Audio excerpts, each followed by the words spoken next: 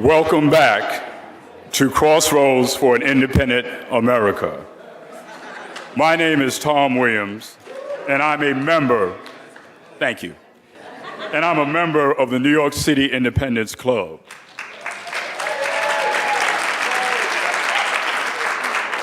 In 2007, I met a phenomenal woman.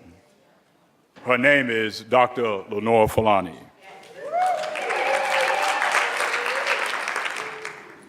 I met her when I attended a forum, Interviews with a Black Independent.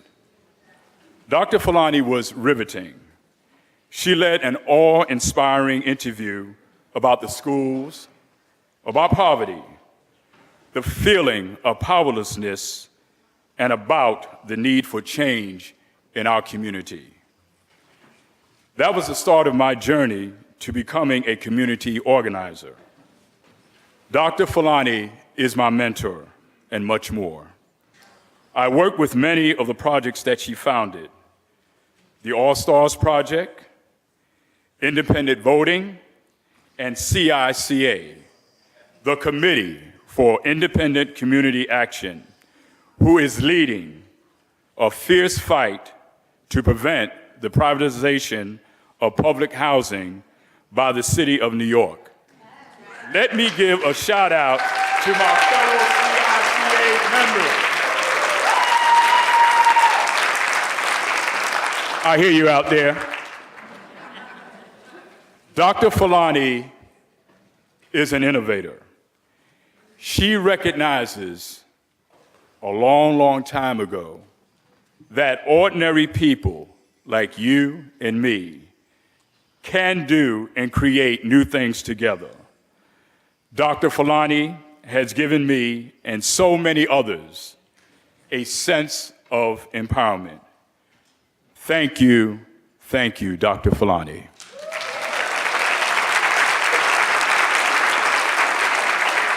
Good afternoon, everyone. I'm Katana Barnes, the founder of Independent Voters of Nevada, and I'm so pleased to be here with you today. In 2011, I attended my first National Conference of Independence and met an amazing woman who would change my life forever, Dr. Lenora Fulani. I remember being excited to learn that in 1988, she was the first woman in the ballot at all 50 states and to get matching funds as an independent. I thought, wow, what an achievement. In 2013, Dr. Fulani invited me to be on a panel on the subject of poverty in America, black and white. As a woman who is white and poor, I had no idea what to expect. The experience was as amazing as the woman who is behind so many important and often unpopular discussions.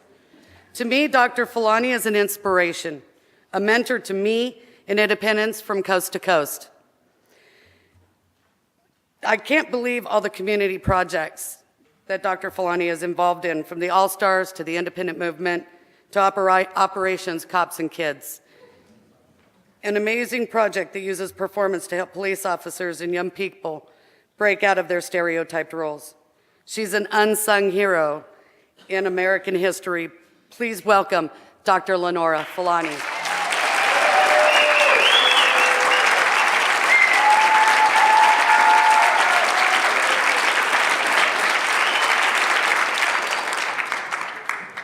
Good afternoon, everybody. Maybe today I'll work on what you have to do to become a song hero. I'm really thrilled to be here, and you all look just wonderful. What I wanted to do was to speak to the issue of democracy, the poor, and power. And I want to dedicate the time that I have to share with you to the contributions of poor women, primarily Black and Latino, who stepped forward to help shape, give direction to, and create our connections to poor communities of color who have and do serve as the base of our successes. They are Anita Brooks, Lorraine Stevens, Vera Hill, Mary Rivera. They're not here today, but they live in our history.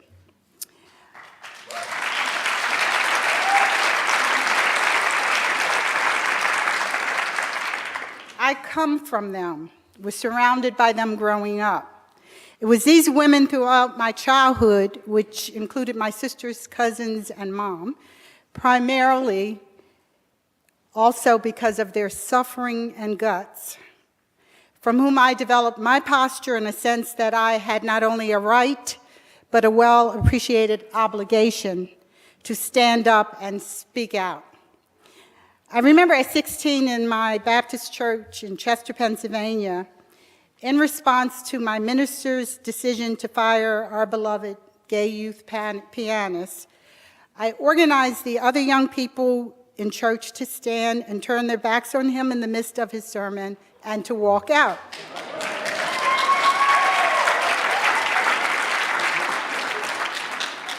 That wasn't my mother's response.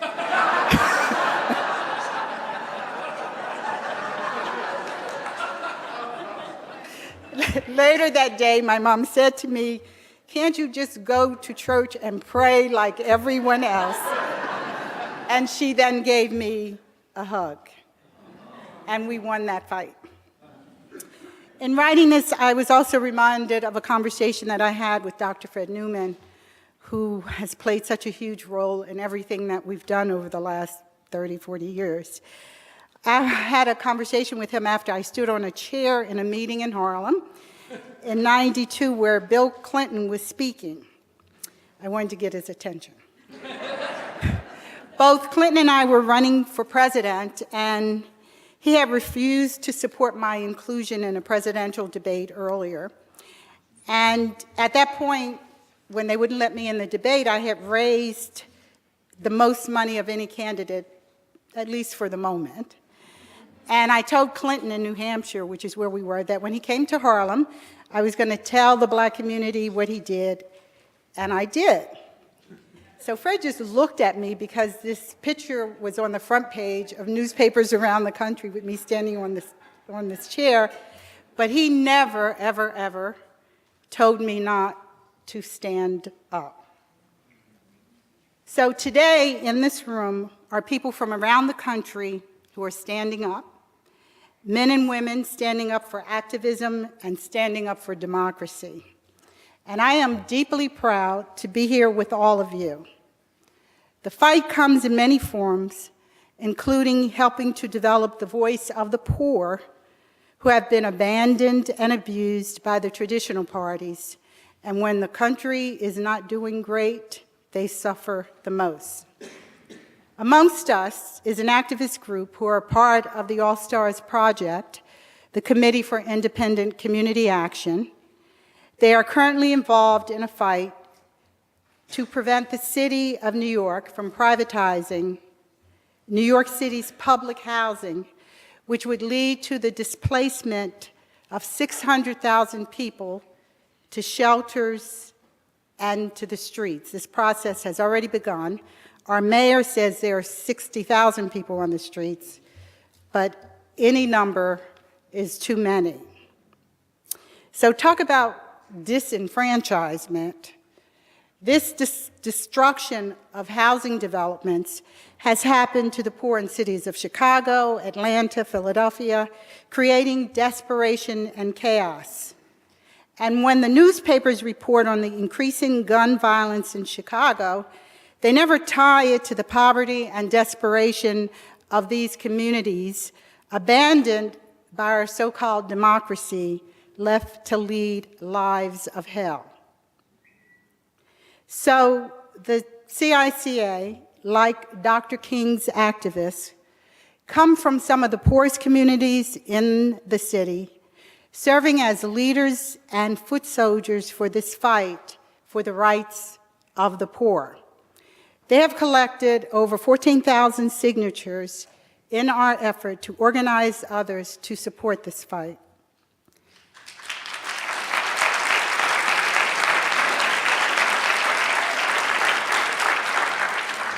Several months ago, one of our elected officials described the attack on the New York City housing projects as a tragic necessity. There are many circumstances in our nation's history which could have been described as a tragic necessity. If the nation had decided slavery was a tragic necessity and treated it as such, we would still be enslaved as black folks. What tragic necessity simply means is that things are what they are, and we won't take a step to change them. And in this case, it exposes how much of our political leadership is in the pockets of developers, and that they will speak neither for the poor nor middle class who's threatened by these extreme changes that are happening in America on the ground day in and day out. So not only must the poor stand up and grow and be activists, they must, as they did in the battles with Dr. King and others, they have to stand up and lead the way. What's actually tragic is what passes, as I said, for political leadership in the nation. And I'm not speaking here of Donald Trump. In fact, it might be more useful for his detractors to do the work of assessing how he came to be. And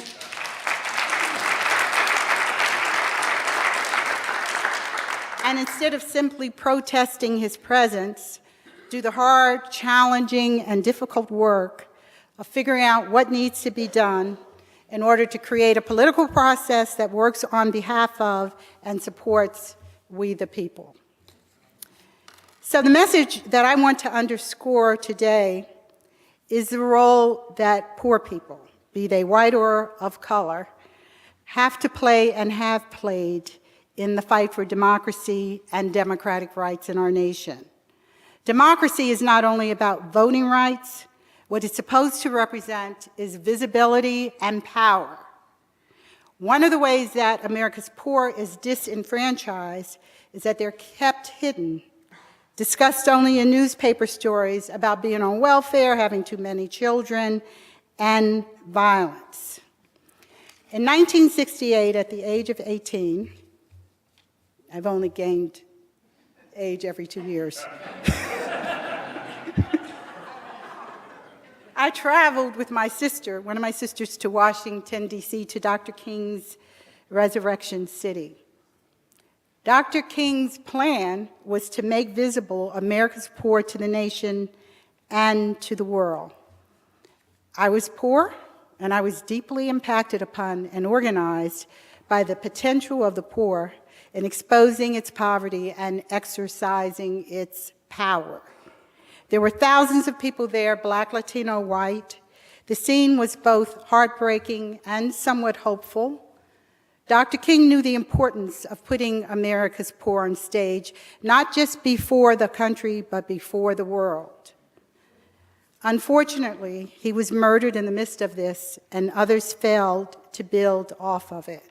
He died before he was able to invest what he had organized into the ongoing struggle for democracy and the rights for the American people. So I want to end my presentation by bringing into this dialogue the voice of one of the most powerful figures, leaders, and spokespersons for the democratic rights of the poor and the disenfranchised. Fannie Lou Hamer knew that the poor had to stand up and fight for its rights, while organizing others to stand with them. She also knew about the role and the importance of taking on our democratic rights and taking on the parties that stood in our way.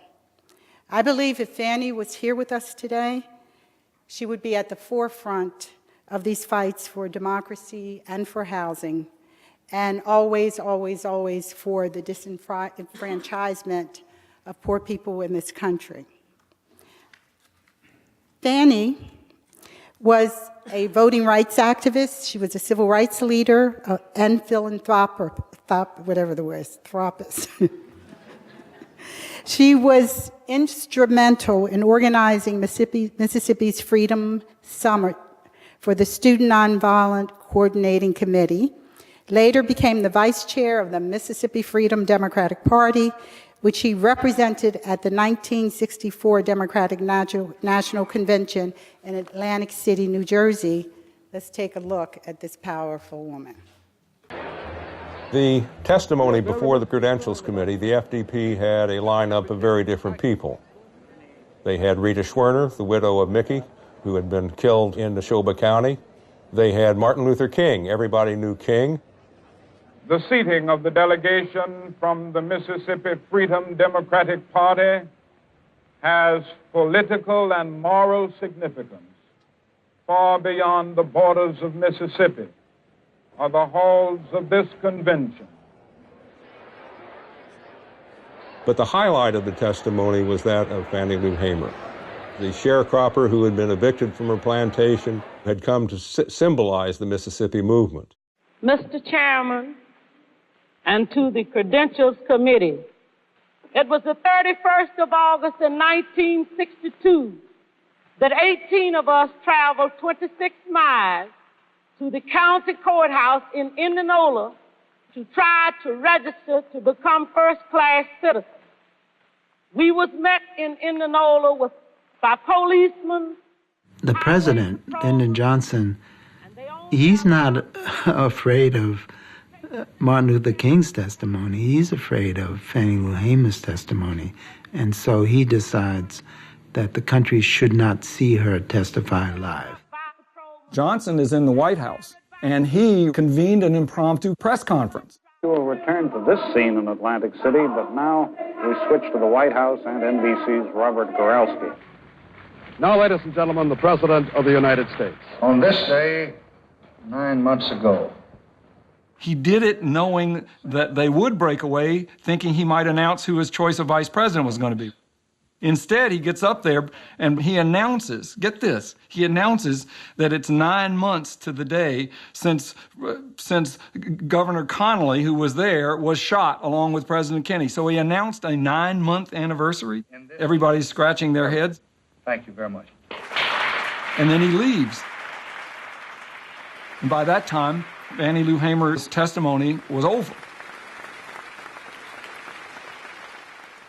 However, it backfired on Johnson because it became a story that she had been taken off television, and in the news that night and for days afterwards, they replayed her testimony. I was carried to the county jail and put in the booking room. They left some of the people in the booking room and began to place us in cells. She had Mississippi in her bones. Martin Luther King or the SNCC field secretaries, they couldn't do what Fannie Lou Hamer did. They couldn't be a sharecropper and express what it meant, right? And that's what Fannie Lou Hamer did. And it wasn't too long before 3 white men came to my cell. One of these men was the State Highway Patrol. He said, "We're going to make you wish you was dead." I was carried out. I was in Mississippi watching it on television with local people. This was a transformative moment for the folks in that room. This was the first time that they ever had seen one of their own, a black Mississippian who they all knew, first of all, on television. Secondly, standing up for their rights. I began to scream, and one white man got up and began to beat me in my head and tell me to hush. You listen to Mrs. Hamer and you're absolutely convinced that there's absolutely no justification for seating this all-white delegation. And if the Freedom Democratic Party is not seated now, I question America. Is this America, the land of the free and the home of the brave, where we have to sleep with our telephones off of the hook because our lives be threatened daily, because we want to live as decent human beings in America? Thank you.